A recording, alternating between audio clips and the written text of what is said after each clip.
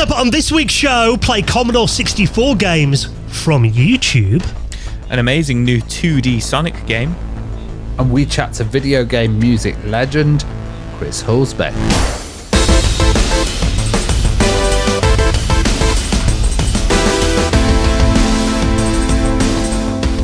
And the Retro Hour podcast is brought to you every week with our lovely friends at Bitmap Books. Now, if you enjoy our guest, Chris Huelsbeck, this week, one of their books you need to check out, Commodore 64, a visual compendium, celebrating the most popular home computer of all time and exploring those legendary titles that made the C64 famous, including Drop Zone, Impossible Mission, Elite, Mercenary, Iridium, The Last Ninja, and even through to the days of stuff like Turrican, Creatures, Lemmings, Mayhem in Monsterland, that showed that there was life in the Commodore 64 well into the 90s. And this book weighs in at over 500 pages. So if you love the Commodore 64, you need to check it out. Commodore 64, a visual compendium. You can see that and the rest of their collection at bitmapbooks.com.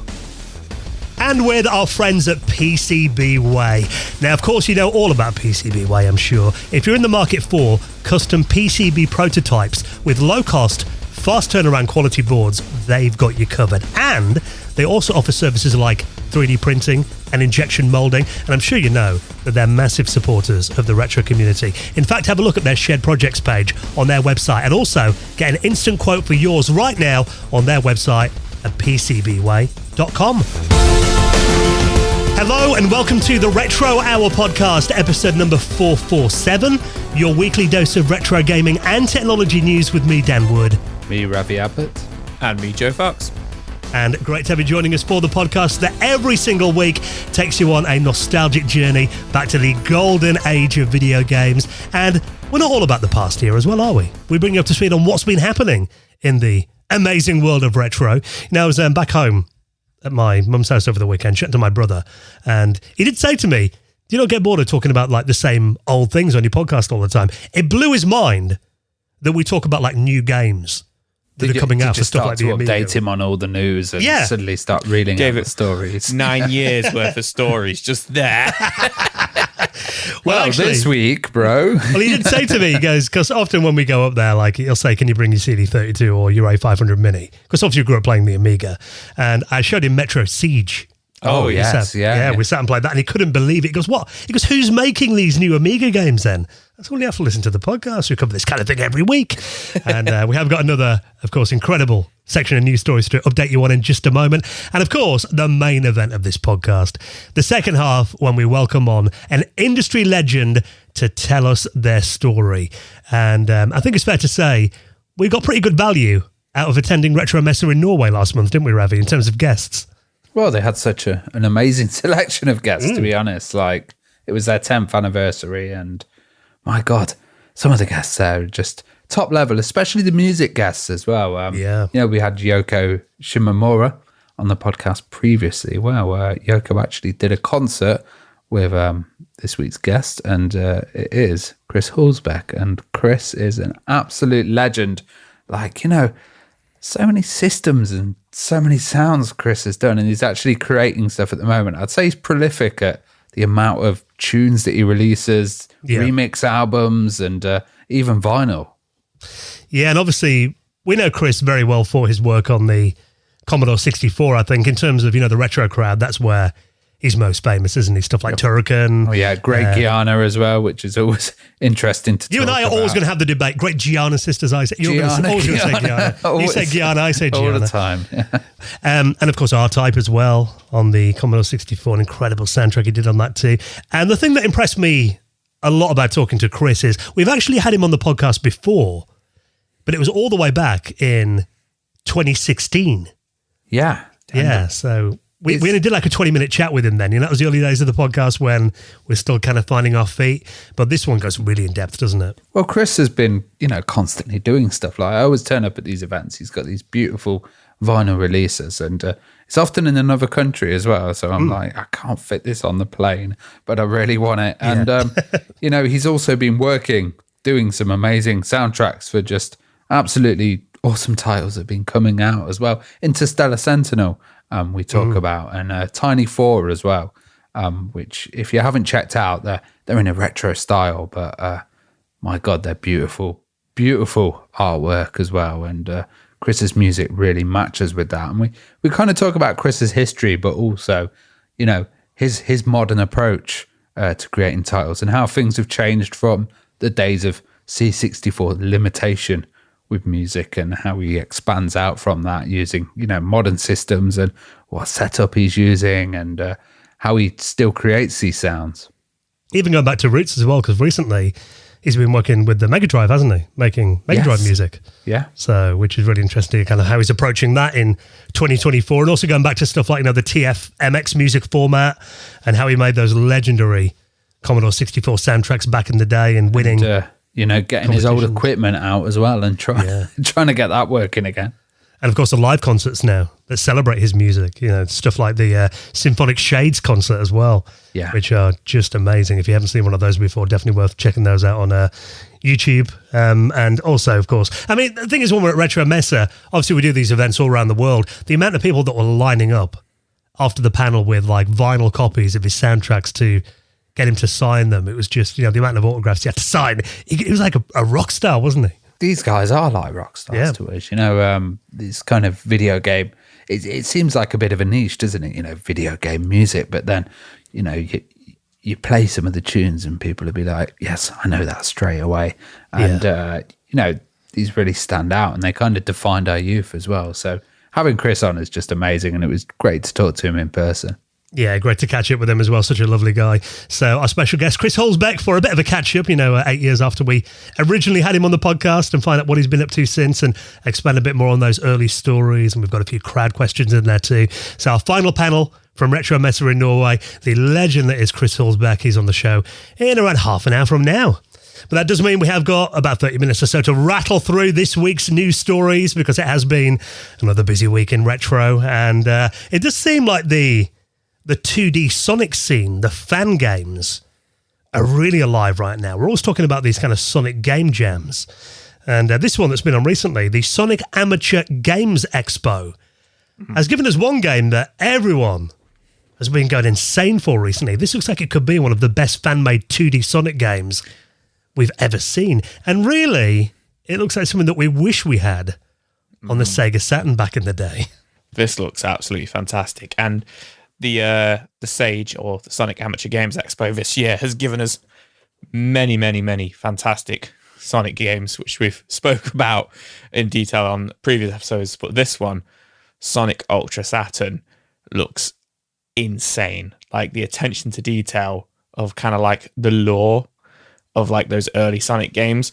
And I love kind of like the pun of it, because obviously we never got an official mainline Sonic Sega Saturn game, and this looks like it would be very much at home on the Sega Saturn, as well as this game being set on Saturn's moon as well, if you read the story of the game as well, which is quite interesting. So a little with the Sega Saturn S for the S of Saturn. Yeah. This game looks absolutely fantastic. Very much borrows a lot from Sonic 3 and Sonic and Knuckles in terms of sprite work, level design, etc.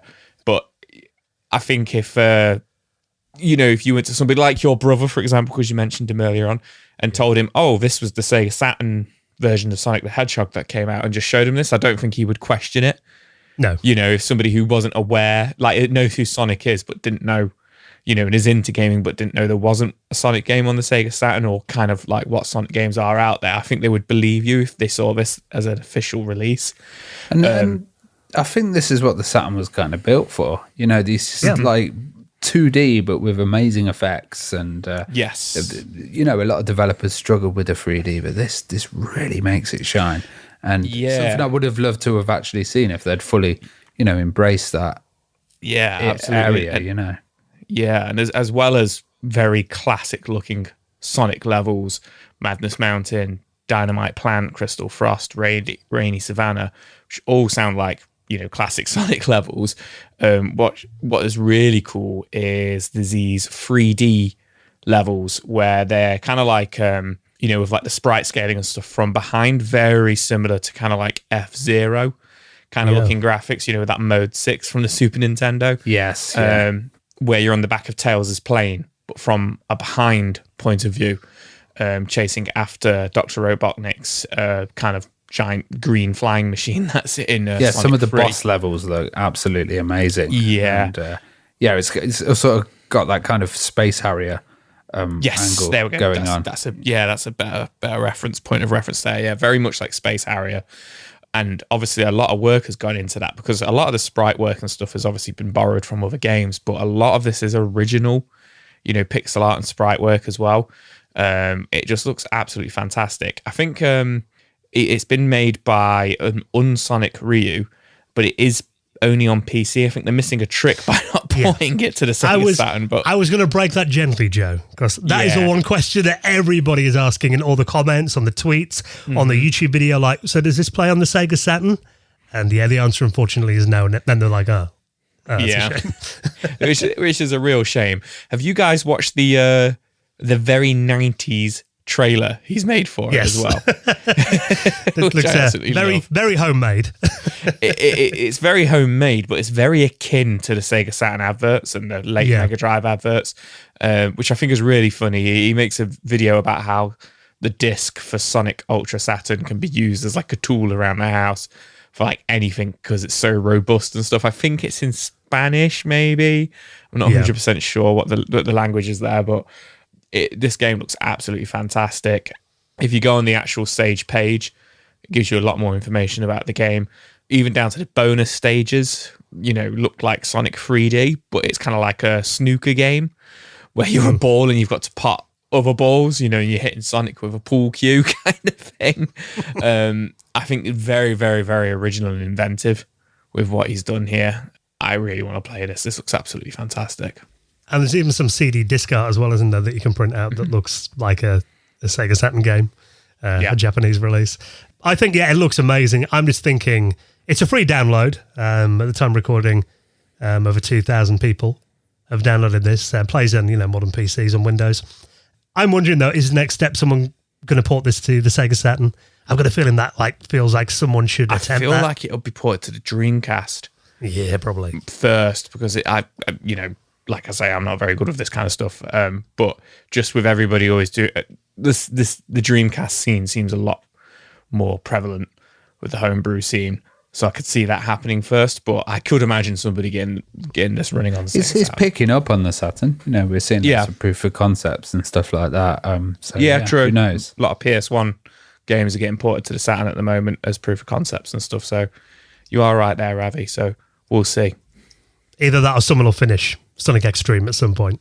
I've got a feeling I've got a feeling there's going to be a big Sonic game that we're going to all love on the Saturn at some point. I feel like it's maybe in 2025. That's my prediction. Someone make it happen, please, so don't look stupid. So if you want to download that now, it is free, and I'll link that up in this week's show notes. Now, obviously, in 2024, we've got many ways to get games onto our classic systems. I mean, I'm looking over at my consoles next to me. Pretty much all of them got flash carts in there with SD cards in the top of them. If you've got Commodore 64 even, you can get SD2 ICs and 1541 Ultimates. It's dead easy these days, even Wi-Fi cards and stuff like that. Yeah. But maybe you want something a little bit more esoteric. What about playing and downloading Commodore 64 games from YouTube? Okay, this is bonkers. I've tried to get my head around it. I think I've worked it out, but this is kind of like a thing that you'd explain to a kid, them not having any concept of how these kind of old computers work. Their mind would just be gone. So like me. It would take weeks. Explain it to Joe, Ravi. There you go. There's your approach to this. This is my explanation.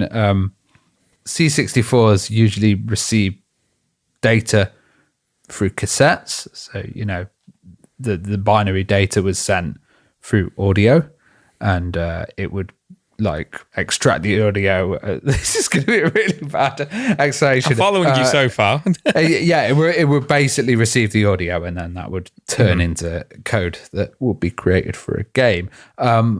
This is doing it through YouTube. So they're basically using photon resistors, which are little resistors, which are, I think they're reacting to the video. And within the video, they've done some little dots that are basically sending data to the C64 via They YouTube. flash off and on, so it's basically binary off and on. Off and on, yeah. So ones and zeros. And that is sending this small amount of information that you need for the games to the C64, but through a YouTube video. Now, the problem with this YouTube video is when you upload something to YouTube, YouTube compresses it and changes the video. So, it won't play like it's original. So this guy, Rod Hull from the... Not that one. Oh, no, sorry. Yeah, not Emu. Oh, no. Yeah. Bad joke. Yeah, Rod Hull from The Future Was 8-Bit, which is absolutely great site. And Dave Curran as well from Tynemouth Software have come up with this way of streaming called Jelly Load, which is really mad, actually, receiving the data. Because we've heard about data being received through radio as well. And I've always kind of assumed, it's an audio thing, receiving data that way. We've seen games being loaded from data received on vinyl as well, but seeing it received on a video file is something totally different, and streaming video at that. And to be fair, having it audio format would probably make more sense, because I guess you could have, like maybe a skippable section of a YouTube video that played the game audio. And imagine if you're doing it and an advert pops up halfway. Yeah, in the middle and ruins your download, which probably would happen on YouTube, to be fair. But there was actually a TV series back in the 80s called, I think it was called For Computer Buffs. And they basically did it this way on television. So you could record games for the Commodore 64, the Spectrum, or the BBC Micro. So it's kind of based on that similar experiment that the BBC did.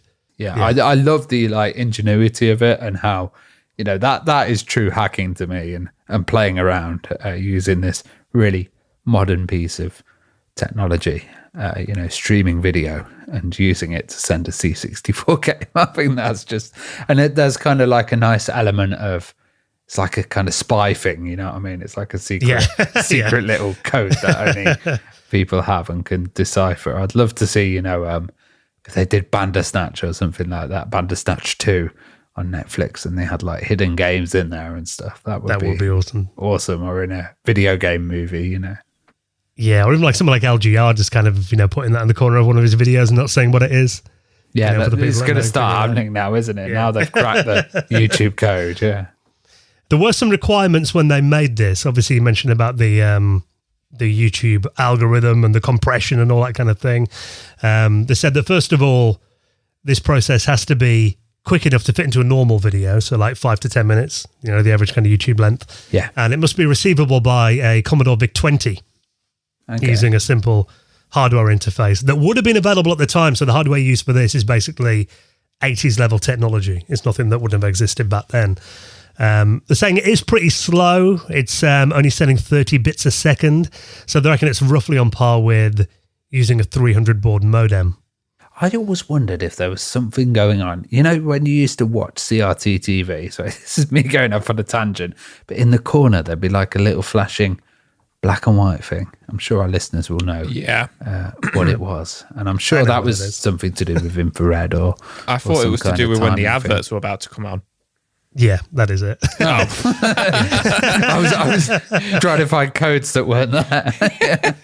Yeah, it's basically, I think back in the day when they actually had people in the, like vision mixers, physical people, like when there was live broadcast going on, they'd put those little, they're kind of like little rectangles, weren't they, with black and white diagonal scrolling lines. So basically saying adverts coming up, so to give the people in the control room time to get the adverts when you show like a countdown. So there you go. Yeah, they have got a name like Q boxes or something like that. You still see them occasionally, I think only on like live events now. Yeah, you might see them like during football and that kind of thing. But yeah, so unfortunately they weren't sending any hidden signals, Ravi. No, that's you can't download them on your Spectrum or anything. But yeah, very interesting experiment, and it's always nice to see novel ways of getting software onto your retro systems. So if you want to check out that video and the article as well, I'll link that in this week's show notes. Now, I thought this was an interesting story, and it wasn't a story I was familiar with before, but I've done some reading on this, and it sounds like quite an interesting tale. This is a game called Rule of Rose. There's apparently a very rare PlayStation 2 game that now looks like it could be becoming much more readily available. Now, I thought it might be interesting to kind of go into the story of what happened with this game. I mean, were you familiar with this story before, Joe? I sort of know the story of this. So Rule of Rose is I want to say a horror game for PS2. Survival horror kind of thing. Survival horror game, late release, 2006. And just to kind of set up the story a little bit, regularly sells for around £600, £500 to £600 on eBay, high £500 end in CEX in the UK. My understanding is it came out as normal in Japan and America, and obviously it's a late release for the PS2. Late release games on consoles tend to become quite rare anyway, because a lot of people might have moved on to the next gen. They don't get as many, sales or as many games printed, etc. But from what I understand, this game was pulled soon after release in the UK because there was a fake news story in Italy about how you could murder a little girl in the game, I believe. Yeah, that's exactly right. I mean, right. Time Extension have done basically a breakdown of this story. That link up's just really interesting read, quite a long article, but yeah, it kind of goes into all that. And it was an Italian weekly magazine called Panorama, nothing to do with the British TV show, who said that, basically it said the aim of this game was to, whoever buries the little girl alive wins the game. Right. So they wrote this article basically condemning the game, also saying that it had erotic content in there and violent scenes containing underage people, saying that the game was perverse and everything and sadistic. Right. But it turned out that they just basically invented the whole thing. I would have played it. They would just make a controversial thing about this game. Well, I mean, Sony were distributing it and it spooked them. Right. So they were basically like you said, they thought that if that headline's out there, they want to be a family-friendly company. They didn't want that to be a scandalous release. Mm-hmm. So they declared they're not going to be distributing that game in the USA at E3 in 2006 because it was not compatible with their image. Right. And it turns out that apparently there's a bit of I've been looking through some Reddit threads, bit of a dispute on whether or not the game came out in the UK. Yeah. Some people say that there were PAL versions of it, but they weren't English language. But apparently they've all got English language modes in the game, but not the manuals in the box. Yeah. But then someone else said they've actually got a copy of it. So it seems to be a bit of a confusing one because I'm in the CEX Retro Watch on Facebook, which is, people just posting when games are available or when they've returned said games, etc. A lot of CEX workers in there as well, kind of, saying when nice condition rare games have come in and stuff like that. And I see this one pop up pretty much daily. There's a copy of Rule of Rose in this CEX. Does anybody know the condition of it? And often people will go, oh, it's the Portuguese version. I went in and checked it. It's the French version. And then every now and then somebody will pop up and go, well, I've got the UK version of it. And then people will be like, well, show us the manual, show us what language the manual's in, etc., kind of thing. So I don't actually know because I've just not paid enough attention to it, whether the UK release ever did hit the shelves or not. But the reason we're talking about this is obviously it's a very expensive PlayStation 2 game. It's up there probably in the top 5 or 10 pricey PS2 games. But what's happened is the game is actually plummeting on eBay down to around the £200 mark because of, strangely, in Italy, I'm not too sure how this has happened, but an eBay seller has, I believe, found a shipping container full of sealed versions of this game, which I imagine are the versions that never got shipped to the UK, maybe. And ones that were destined for retail by the looks of it. Yeah, and they've listed them on eBay for approximately £230. They had euros. Over 300 of them. Yeah. 454 have sold at the time of recording. Wow.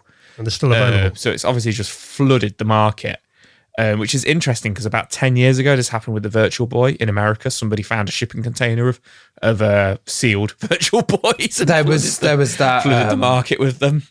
Petro Chischenko, the old head of Amiga, found loads of Amiga Magic Packs in a warehouse in India. Wasn't in it? India, I think. Yeah. Oh wow.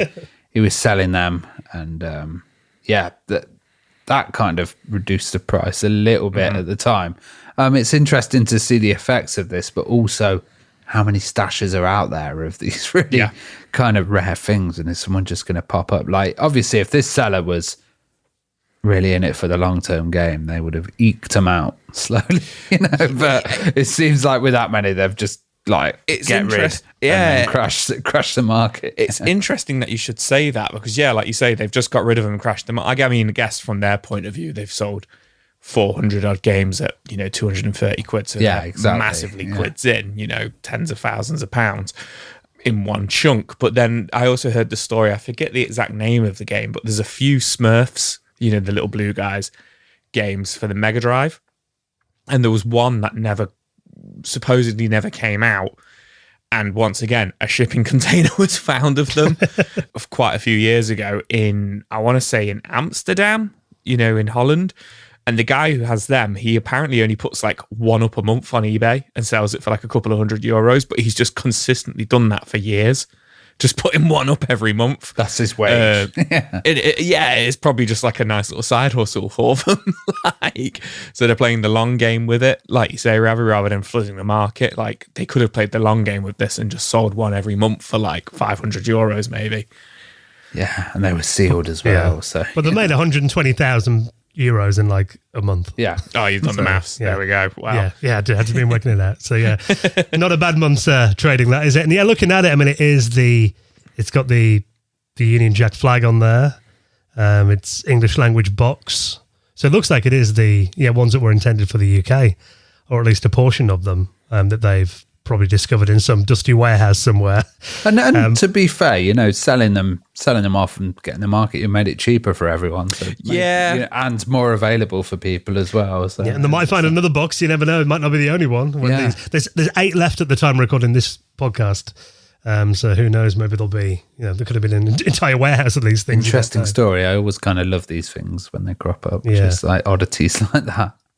It makes me think as well how unfairly that game was destroyed. I mean, I think in today's climate that would be a lawsuit, wouldn't it, if a magazine destroy their reputation, but I can imagine there's a warehouse full of Nintendo PlayStation somewhere.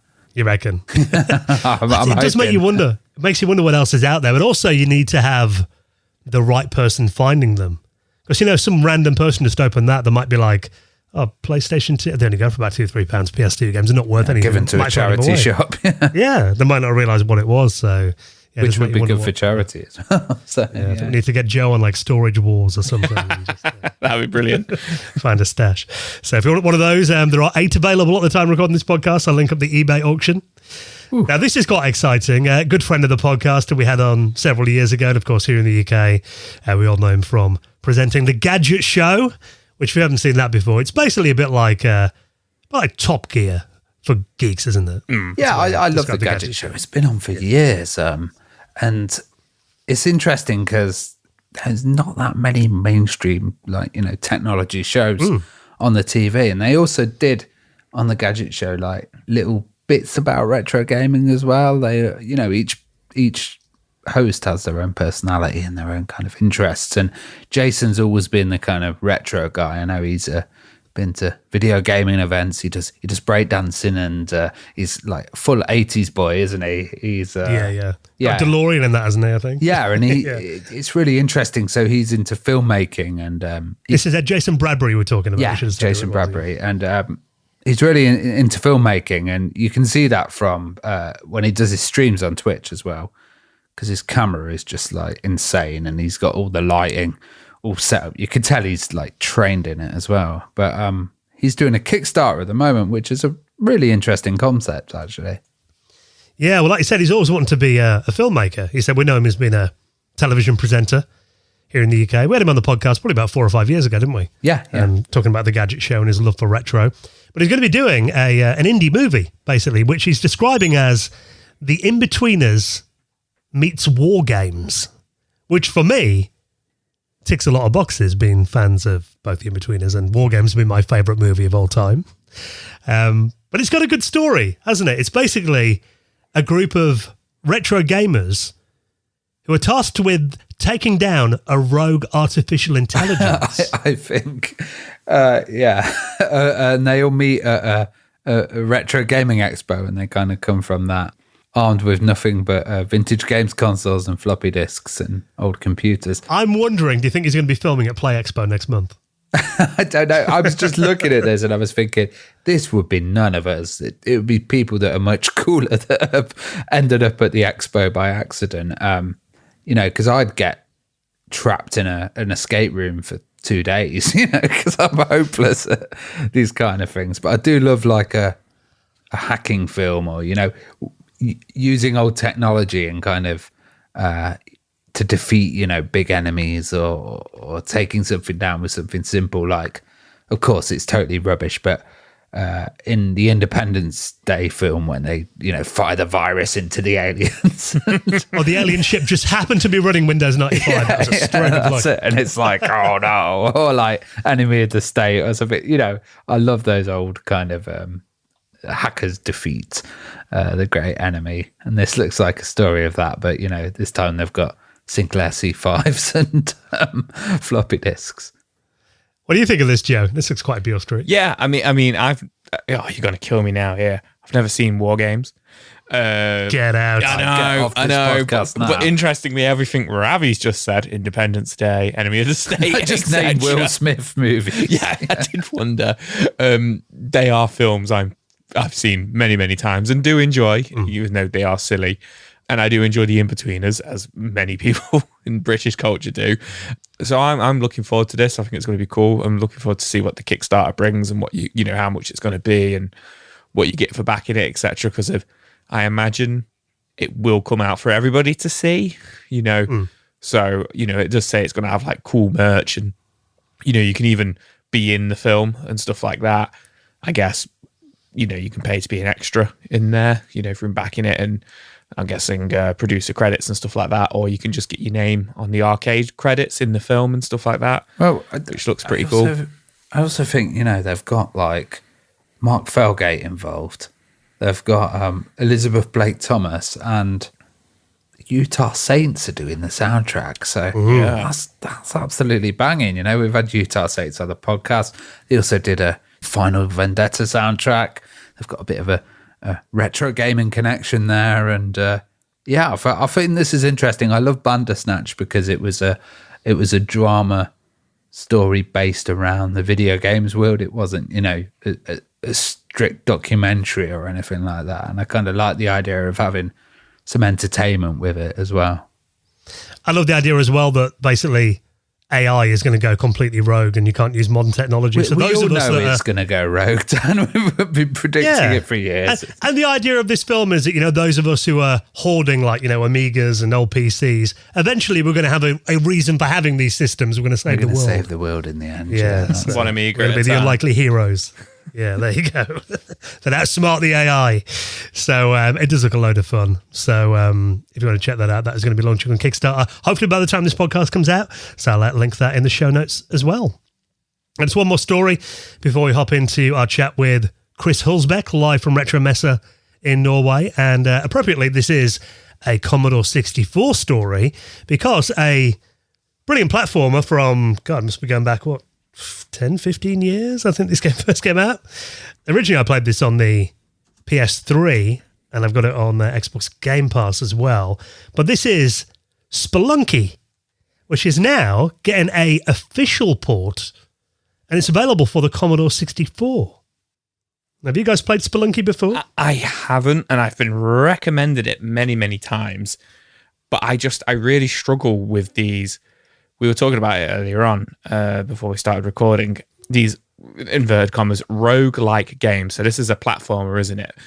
But when the game, every time you play it, it generates it differently. The level, is a different... Randomly generated. That's it, procedure generation. I really struggle with those kind of games because I don't get a sense of progression from them, or a sense of like, if I keep dying or if I turn the game off and try it again, it's different. Like, I like to know this is the set path of the game. This is like in Fallout, like a lot of people ask me, do you like Borderlands? And I'm like, well, no, because I don't.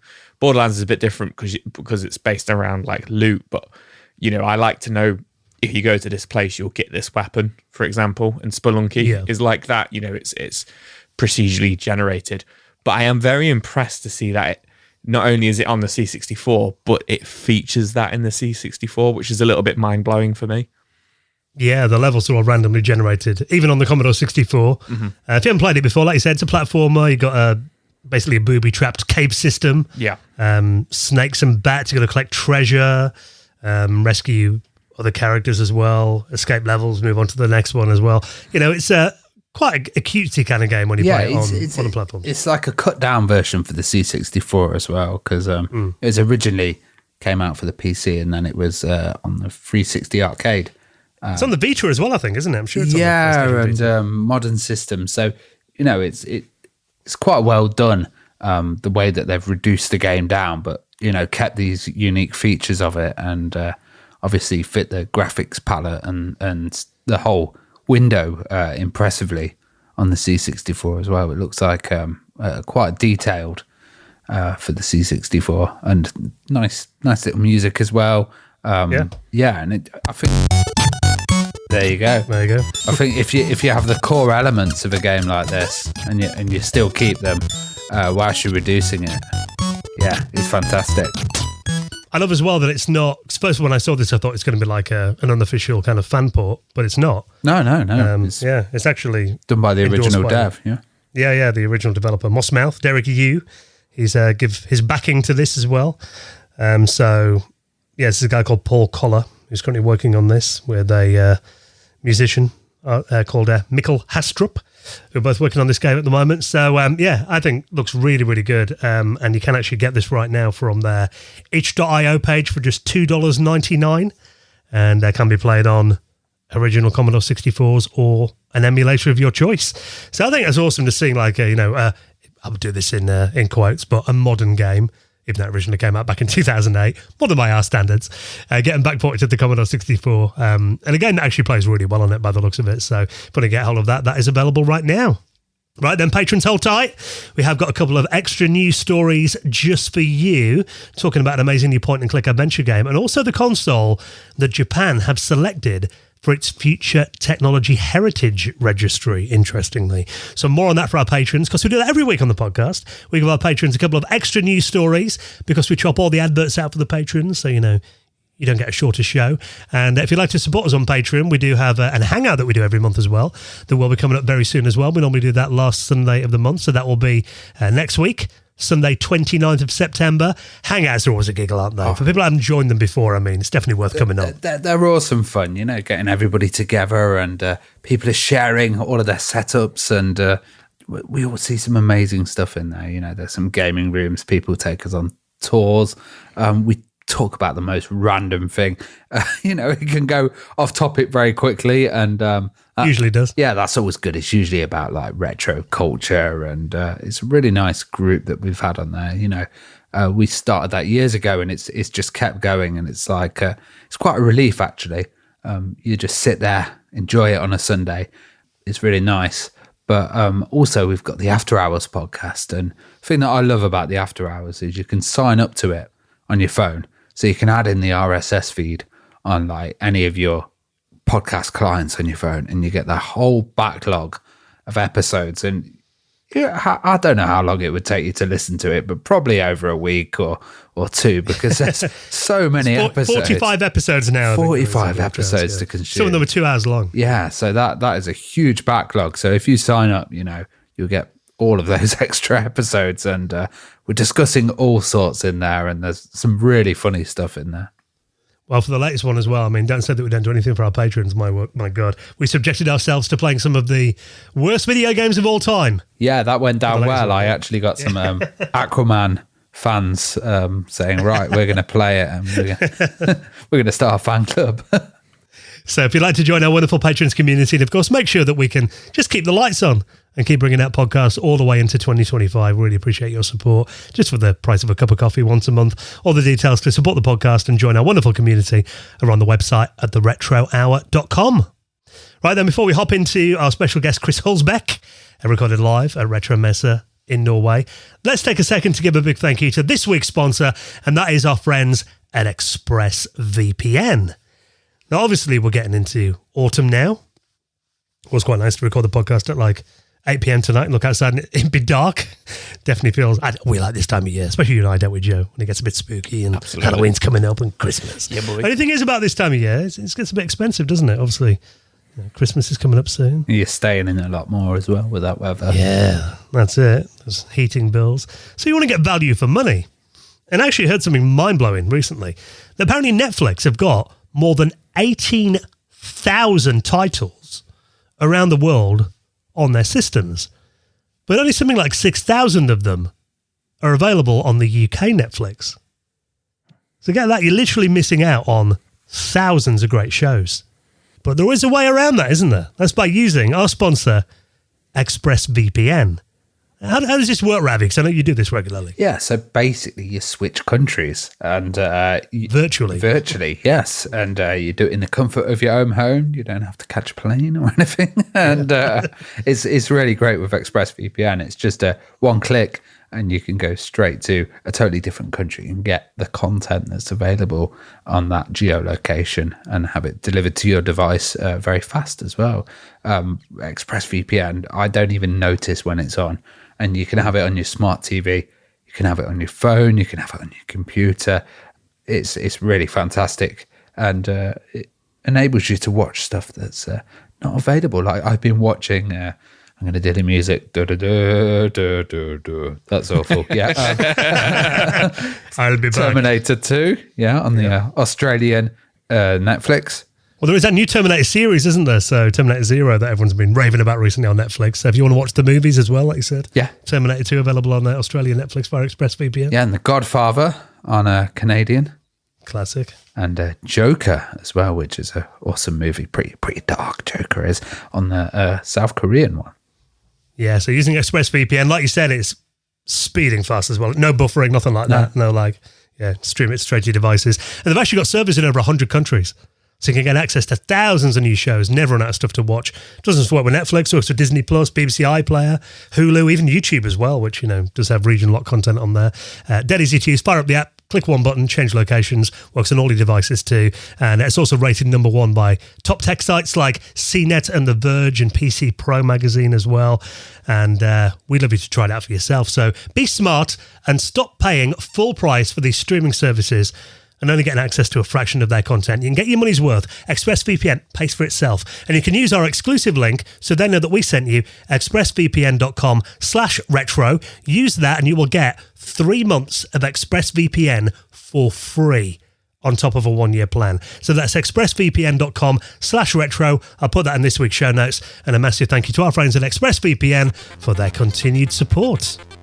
Right then, well, thank you for checking out the news. This week, we'll have more for you on next Friday's podcast. And next, recorded live at Retromessa in Norway, bringing you an absolute legend, Chris Huelsbeck, is coming up on the Retro Hour podcast.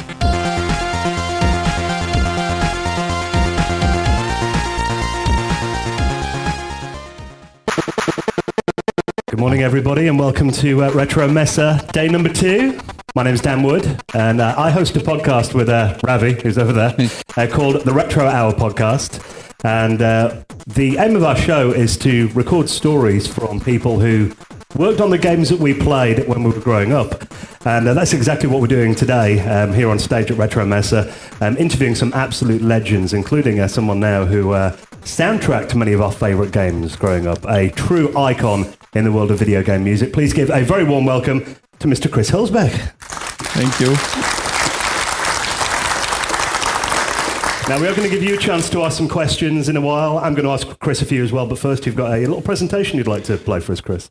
Yeah, just in case somebody here doesn't know my history, I was born in Kassel, Germany, 1968, and I developed an interest in music at a very young age. My family, they were all heavy into music. My grandma, mom, and aunt, they were all piano teachers. And they tried to teach me classical piano at 5 years old. but I wasn't that interested in it because, well, first off, my grandma was kind of old school, and when we would make mistakes, she would hit our fingers with a stick. So I didn't like that. Anyway, I stuck with it about 2 years, but I'm not like a sight reader for notes or whatever, but I got the basics there for like playing keyboards, piano. Yeah, I got like interested in synthesizers. And so that first piece on the radio, Popcorn from Gershon Kingsley. So that was like something that sounded totally interesting and new to me. And then, of course, like the beginning of the 80s was just an explosion of synthesizer music. And I wanted to own a synthesizer, but the family could not afford it. It was just too expensive. So I got an electronic organ and played around with that for a little bit. Here's one of my first recordings that I ever did as an 11-year-old.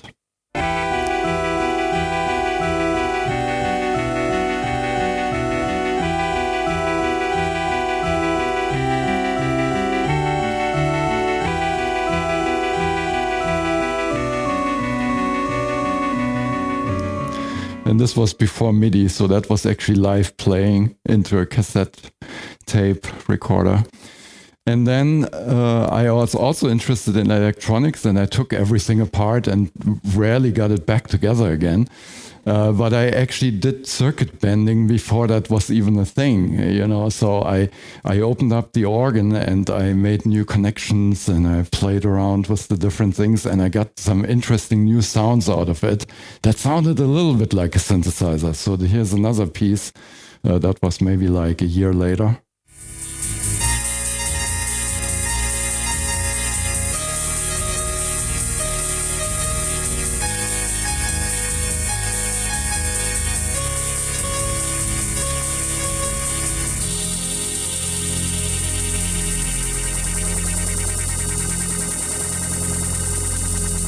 So I was already pretty happy with that, and then I took it a little bit too far, and eventually the organ blew up.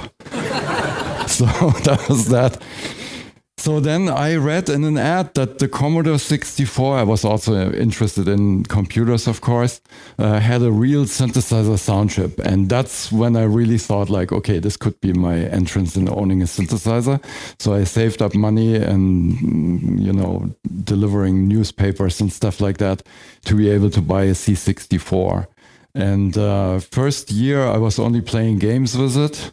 And then eventually I became interested in programming. I wanted to actually make my own games, but I wasn't as good making games. But a friend of mine, he was really good developing games, and he already sold one to a company. He was working on a second one, and he needed music for his game. So I used my new programming skills in assembly code and made the first music on the C64 for his game.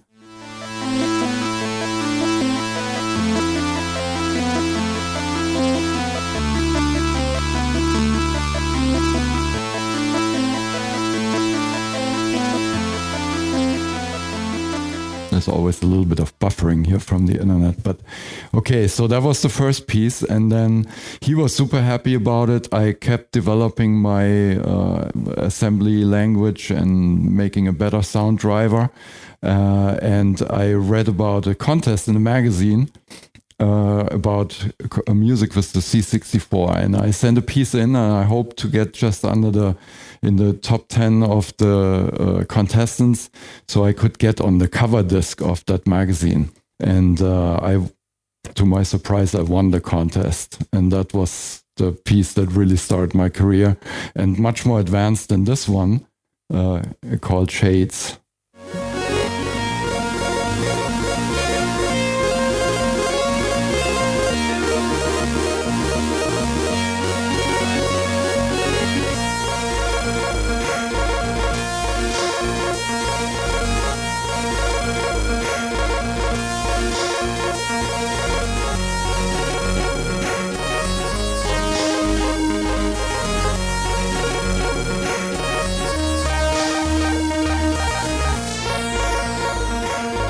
So you can already hear like this was maybe half a year between the two pieces, how much it improved because I got better with the programming. I had new ideas, and then I also built this hardware keyboard that was attached to the C64. That was before MIDI and everything. So pretty crazy stuff there.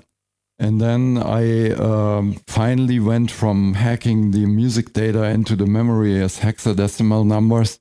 I made an editor called the Sound Monitor, which was still used some hex numbers, but you could type in the notes with like note names and stuff. And this is considered by many like the grandfather of trackers. And then I also did like, I pushed the envelope with sampling playback on the C64 and more voices and all that. So here's one of those examples.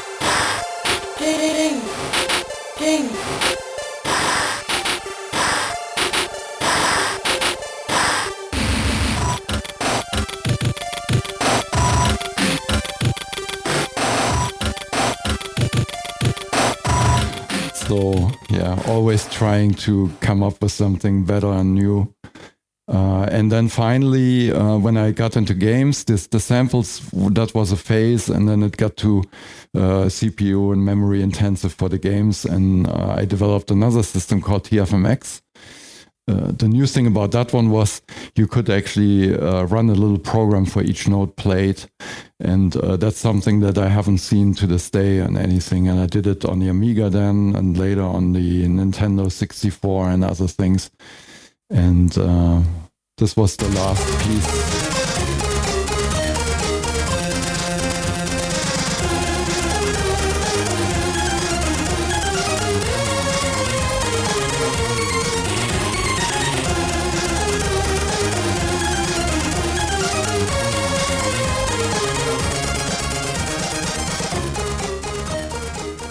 Yeah, and that sound language that I developed helped to make the sound so full, and doesn't even use any samples there, but it sounds like a lot of voices are playing at the same time. So then came TFMX Amiga, which used the same concept. And this was sample based, of course. And I did another R-Type title that was more cinematic.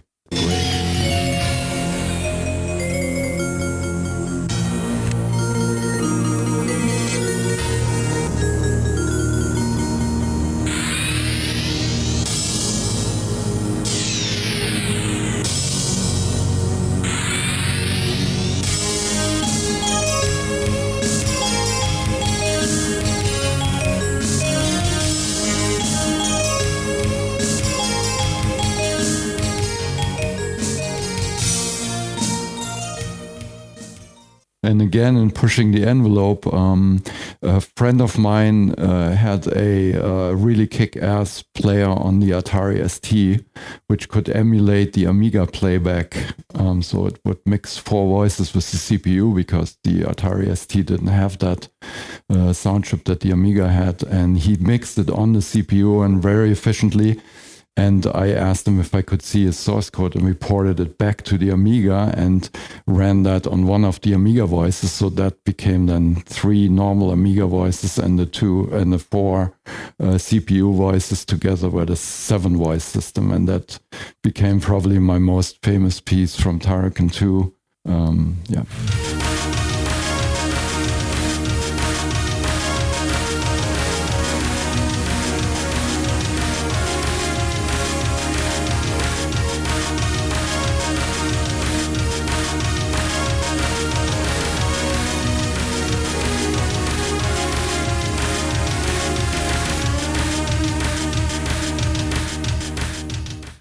Yeah, and then in the early 90s, my dream came true. I owned a bunch of real synthesizers, and I built a studio, and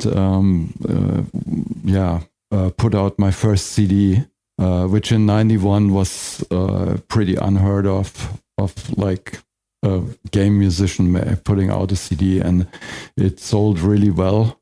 And so had fun with that. I did more CDs in the following years. I'm now at 55 albums. on my Bandcamp and other outlets. Yeah, this was one of the things I always made sure I at least asked for it, that I can put out the music on an album. I try to not sell all the rights to my music to the games company, but exclude the soundtracks. Then I moved to the US in '98, and I developed the music system together with Factor 5, where we used it to make music for Star Wars Rogue Squadron on the Nintendo 64 and GameCube and those kind of systems. That actually became a Nintendo official third-party tool. Then in 2008, I had my first symphony concert, which a friend and fan of mine organized, and that was Symphonic Shades. Here's an example.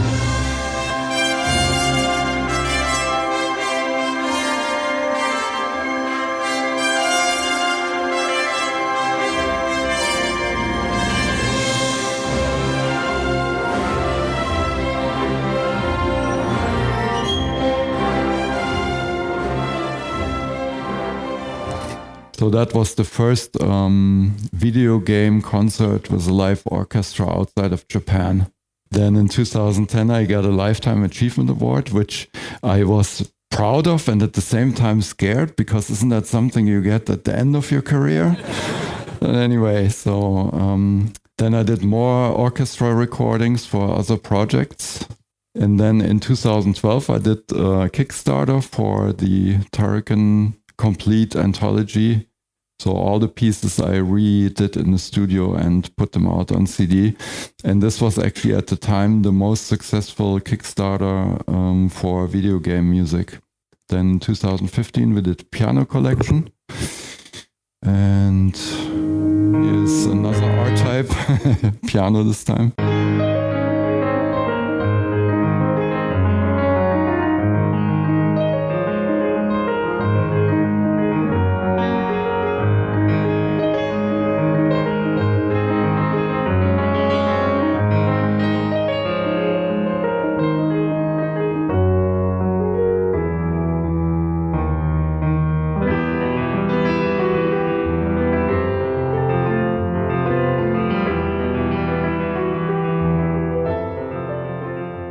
So that wasn't me playing. I wish I could play like that. This was actually a fan of mine that I collaborated with. His name is Patrick Nevian, and yeah, he does amazing renditions of video game music. And then, in 2016 and 2017, we did more orchestral recordings of Turrican music and put out dedicated albums, again funded by Kickstarter fans. And the second one here is orchestral selections. I have an example here of video from the recording session of Air Combat, which is one of my favorite pieces from that.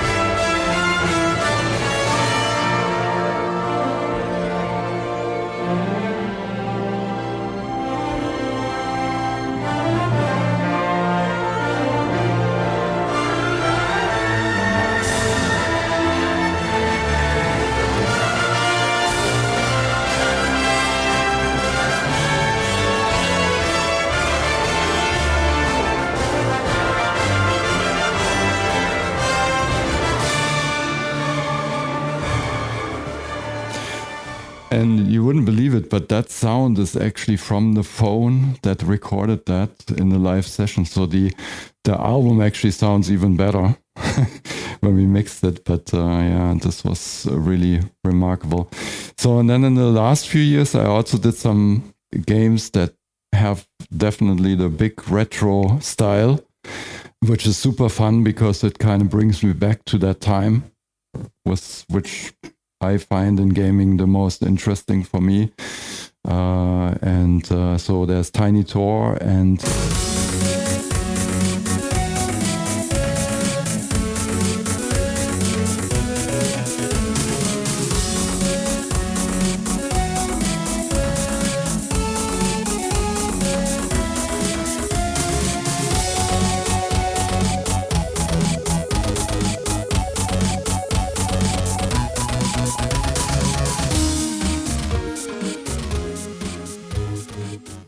And then finally, Interstellar Sentinel was the last project I worked on. And again, like retro style, bullet hell shooter. And this music is also very much like Turrican, Katakis, those kind of things.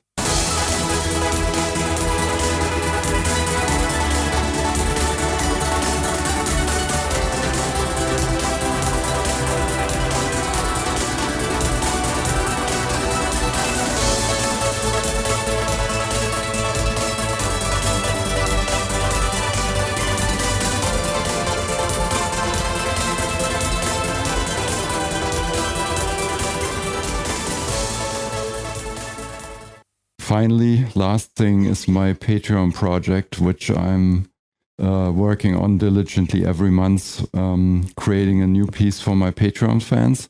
And the pieces that I do there are all royalty free, so they can be used if you have a YouTube channel or something and you want some background music and stuff. And I have over 85 pieces there, and every month another one. So join me there. They also have now free signups, so I use this instead of the other social media stuff more frequently now. So that's my little presentation here. Fantastic. Thank you for the introduction then, Chris. Thank you. I did mention we'll give you guys a chance to ask Chris some questions as well, but I'd like to just dive a bit deeper into some of that as well. I mean, obviously you mentioned winning the magazine competition, which you entered the industry shortly after as well. I mean, let's talk about Rainbow Arts and how you got involved with them, and obviously working on titles like Great Giana Sisters and Turrican as well. How did that relationship start then, and what was that like? After I won that contest and did the sound monitor, I just started to cold call companies to see if they need music and, get some side income while I was still going to school. And Rainbow Arts was one of them, and they immediately booked me for one of their games, and they actually asked me right away if I want to come work for them. So I finished, I didn't finish school completely. I left actually mid-12th grade and joined the team at Rainbow Arts at only 18 years old. And so the rest there is history, as you mentioned, Giana Sisters and other things. Yeah. What about Factor 5 and Turrican as well? That came a little bit later. So Factor 5 was an external team that had another R-Type clone type of game, and they wanted to find a publisher for that. And then we had Katakis, which was our R-Type clone in that sense. And they decided, okay, we can make that the Katakis on the Amiga. And then we had the C64 version, and that's how Factor 5 became introduced to the whole team. And eventually they superseded Rainbow Arts as a company and became their own thing. And I joined them doing all the other amazing projects. Let's know a bit more about, because obviously Turrican is legendary soundtrack.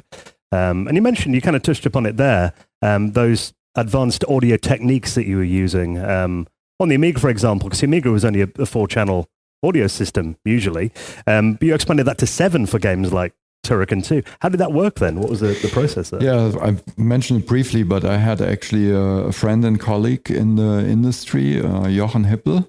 He was an Atari ST guy and a very good programmer, and he made a emulation of the what the Amiga chip was doing on the CPU in the Atari ST. And since they have the same CPU, Amiga and Atari ST, I thought like, hey, that technology could be ported back to the Amiga and then put that into one channel and then have the other 3 Amiga channels regular. And the advantages there was already something that was playing 8 voices. I think, was it Octalyzer? Or something. Yeah. But the thing is, they degraded every voice because they mixed 2 into each voice. So all the channels were kind of degraded in sound quality.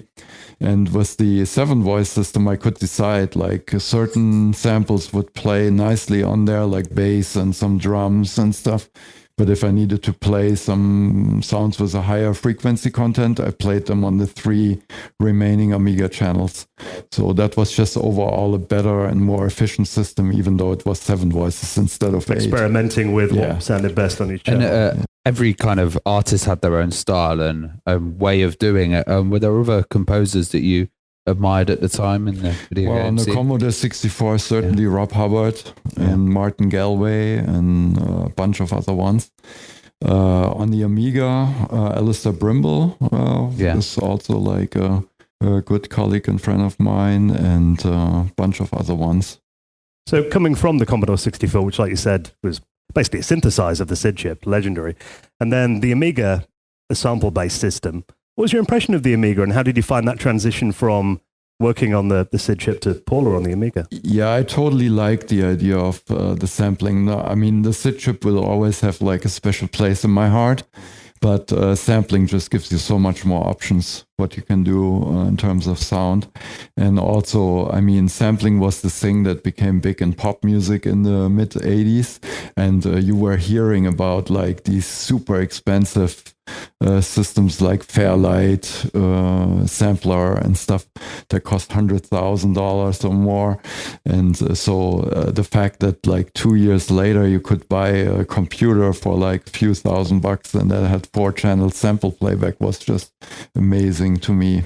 And you mentioned R-Type earlier for the C64 and Amiga. That version that you did was absolutely amazing, and keeping that kind of pace and the rhythm and speed. How did you approach that? And did you have the original arcade as well?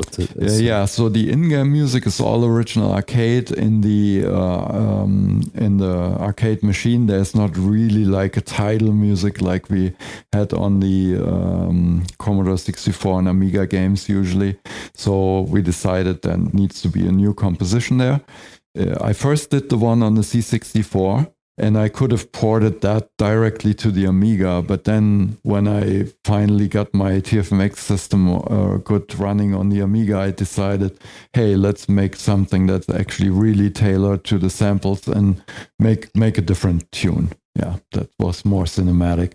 And then funny enough, I don't know, almost 15, 20 years later, I did actually another one for the mobile version for R-Type.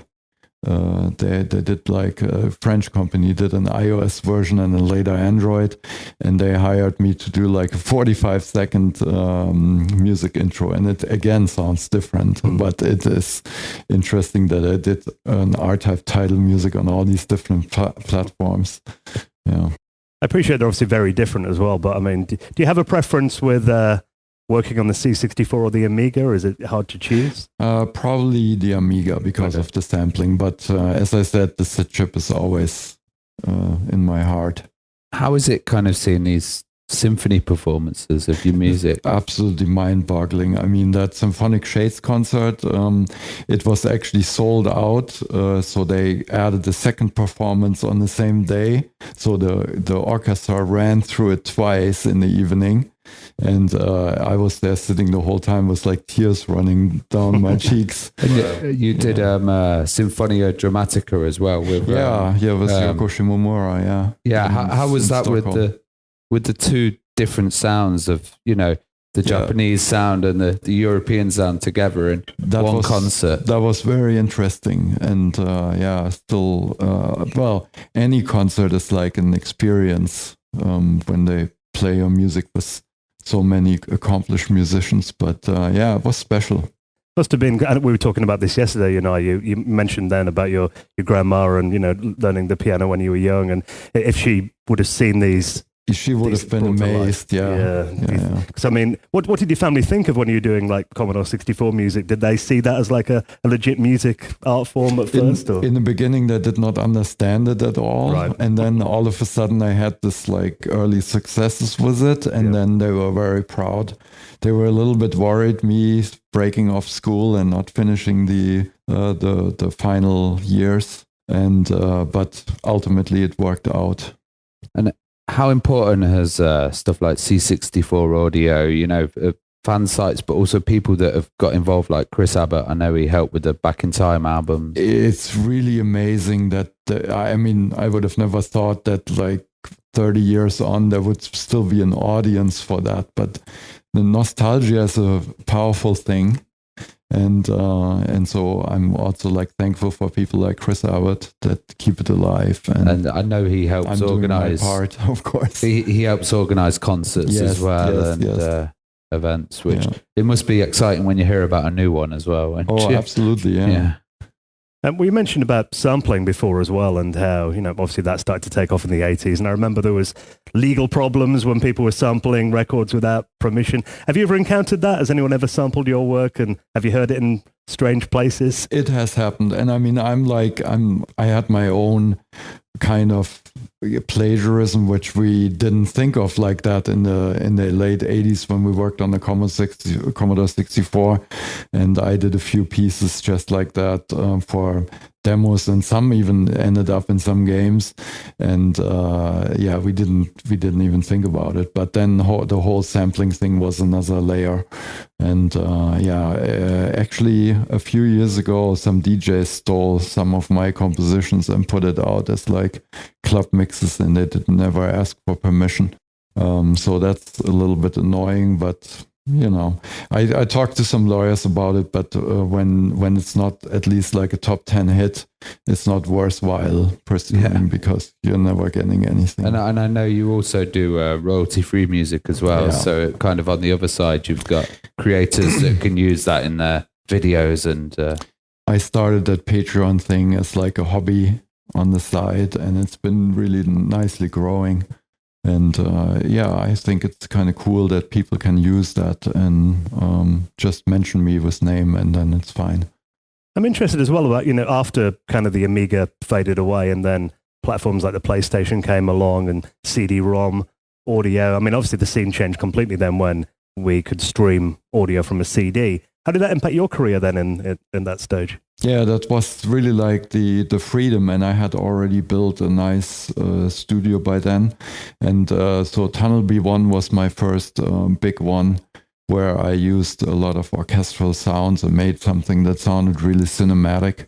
And that was on the CD as Red Book audio tracks. And you recently released the Interstellar Sentinel soundtrack as well. So this brings it all like full circle. So now I'm making music that sounds kind of like the old music with I even use some synth sounds in there and other things to make it even sound more like the old stuff. And it's just fun.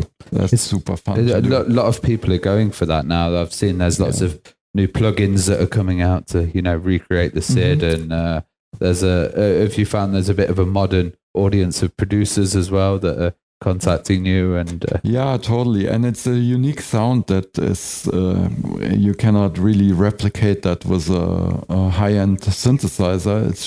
It's its own thing, and it's immediately recognizable when you hear a SID lead or one of those arpeggios or things like that. Well, in 2021 as well, you did the Turrican anthology. So what was it like revisiting those classic works, and tell us a story of kind of bringing them back to life and reworking them for the 21st century? Yeah, so I had done actually a first soundtrack for Turrican in 1993. That was my fourth CD that I put out. And it was only one CD, and it had a selection of pieces, but not everything. And I thought over the years, should I do a volume 2 and stuff like that, but never sounded right. And also CD sales were kind of like tapering off, and so I didn't know if that would justify the effort to put in. And then all of a sudden I saw this Kickstarter thing take off, and I thought, hey, if I get enough fans to essentially pre-order the CD and help me make this happen, then it could work. And it did work actually really nicely, and became like a 4 CD version of literally all the Turrican pieces. Did you have to kind of strip them right back to basics and rebuild them? How did that kind of work? Well, I had the original Amiga pieces in the back of my music program, and then I built the tracks with modern sounds and synthesizers, and then I usually enhanced the track, made it longer, and did some new parts in there and stuff like that. Yeah, to make the experience even more interesting for the fans. But you also had a vinyl release as well. That was a little bit later than the vinyl edition, and in fact, then also the orchestral recordings we also did on vinyl. And then for the second orchestra Kickstarter, I did promise to make a new Turrican a virtual Turrican soundtrack, not for like something that could have been if it was made in the mid 90s on the Amiga, a new Turrican soundtrack. So I used then my old tools to make this bonus disc, and it was horrendous because I was so long out of it, and my tools back then, they were not very comfortable really. But when you're like a 20-year-old, it's just like it's flowing out of you, and you don't have any worries about usability and stuff. But I worked myself back in there, and it was tough, but I did it, and made a full new soundtrack CD of original Amiga sounds as a virtual Turrican 4. Yeah. I mean, you touched on the vinyl release there as well. I mean, for a musician, having your music on that form, what does that feel like when you actually hold a vinyl of your music? That's actually very nice. I mean, holding a vinyl is cool, and then you have usually the gatefolds, and there's like more space for artwork and pictures and stuff. And then when it's a collection with like a box set, and we had these made for the Kickstarter where it was the double vinyl, some art prints and the CD in there too, and it just feels very valuable when you hold it in your hand. It's kind of a new thing as well, video game vinyl. Before there were a few odd releases, but now it's a whole scene of collectors. You know? It's amazing that vinyl really came back, because people like to collect them now and find them cool.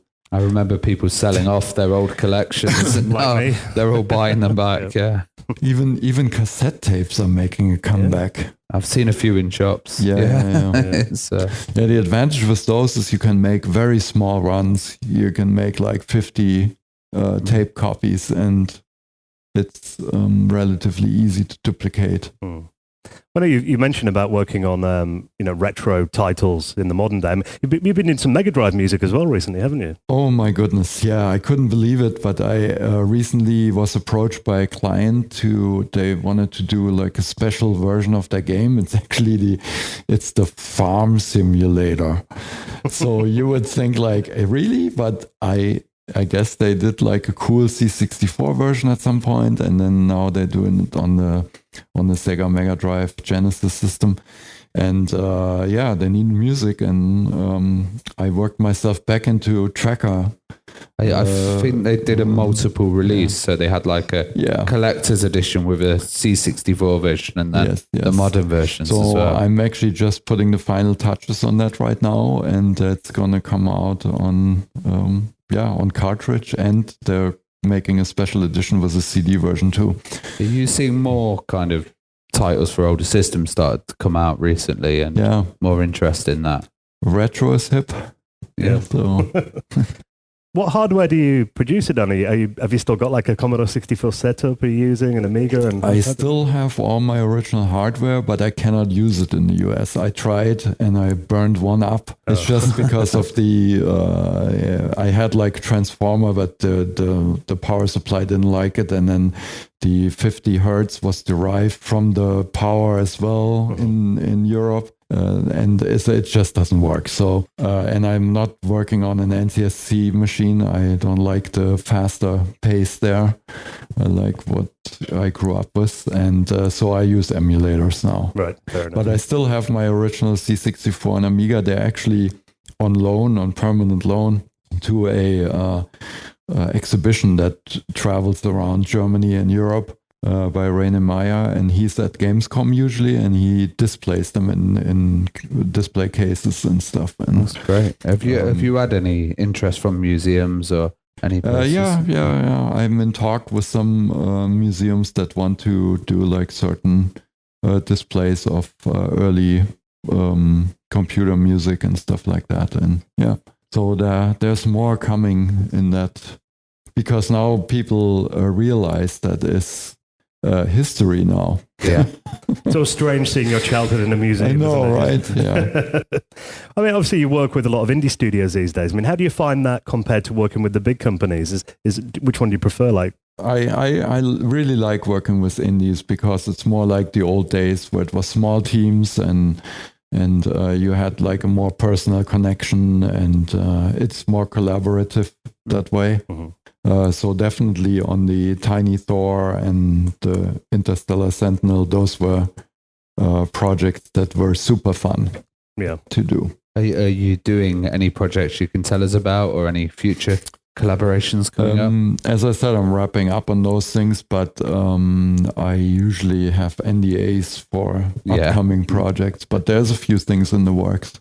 Fantastic. Well, I'm sure you've got questions you'd like to ask Chris. So would you have a microphone? Just raise your hand if you have any questions.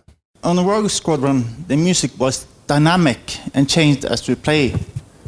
How was it composing for that in contrast with just linear soundtracks? A little bit tricky, but the most tricky part was defining the areas and when to switch over and setting all the values for that to work and not sound too jarring or weird.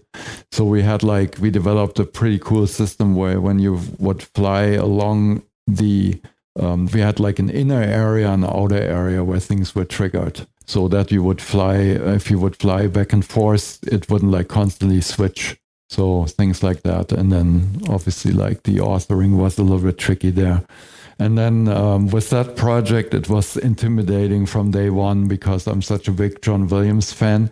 And I always thought like I wasn't worthy to do something because I'm not a classically trained musician. But I really tried my best, and also after it was finished, I could not listen to it for like a year because I thought like when it was wrapped up, I was depleted and I didn't think I was doing such a good job. And then I listened to it about a year later, and I thought like, you didn't do such a bad job after all. So but that was definitely nerve-wracking working with that material.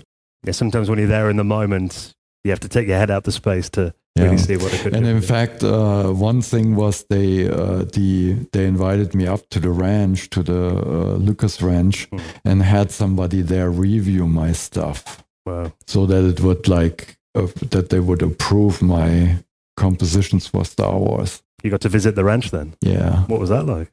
I was up there like 3 times, but that time when they reviewed it, I was really nervous and not very enjoying it. But the other time I was one time invited there for lunch, and the other time, so I just got a tour, and the other time I was invited to a symphony recording there. So they have a recording studio, and that was really amazing to see them work. That was for some Disney movie or something they recorded, and that was quite something.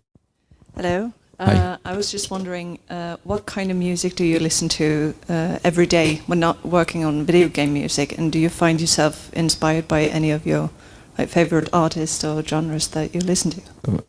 I'm probably not listening to as much music as I should as a musician myself.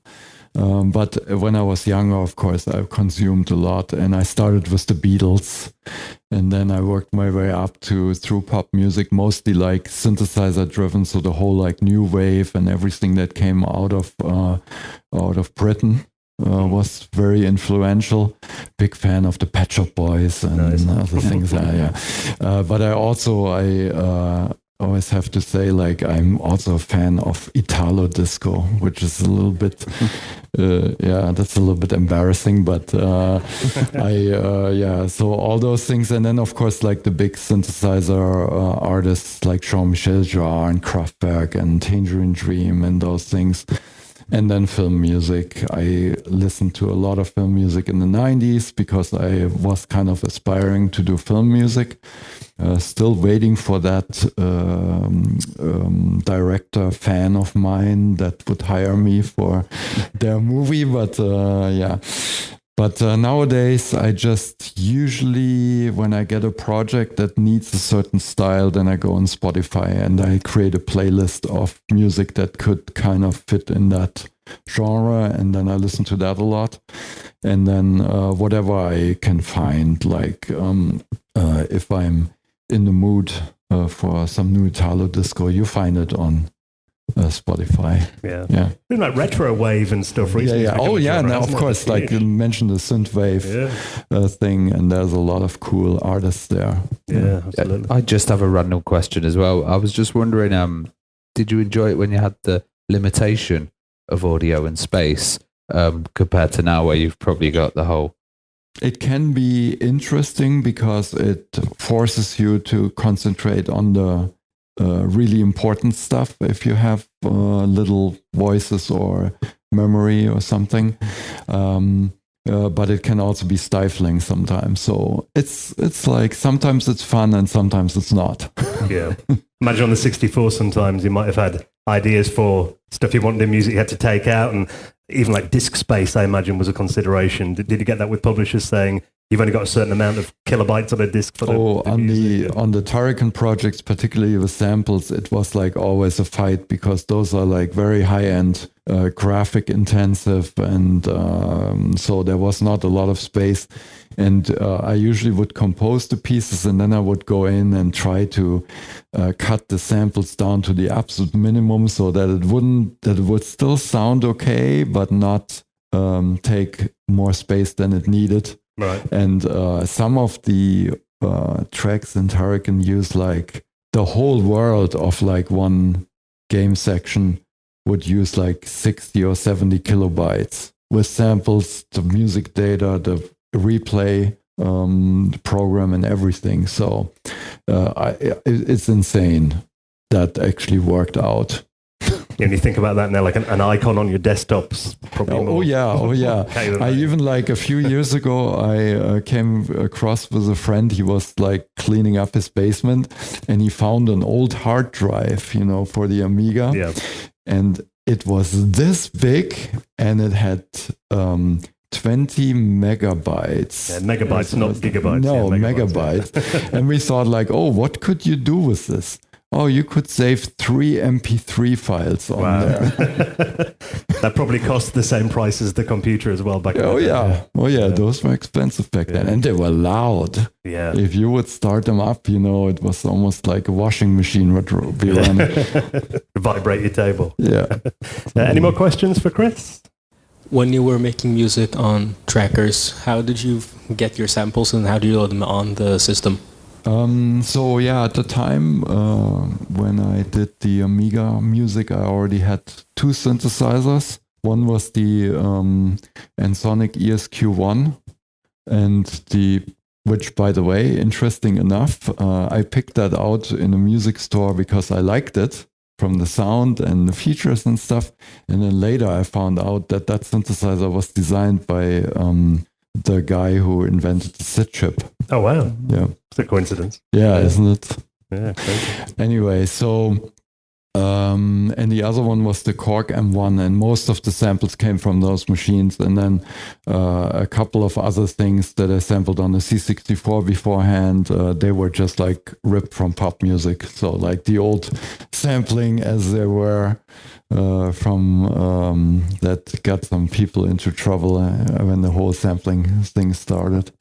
Did you like hear a certain like drum beat and think I'll sample that? Yeah, but I didn't sample the whole drum beat because that wouldn't fit anyway. But single drums.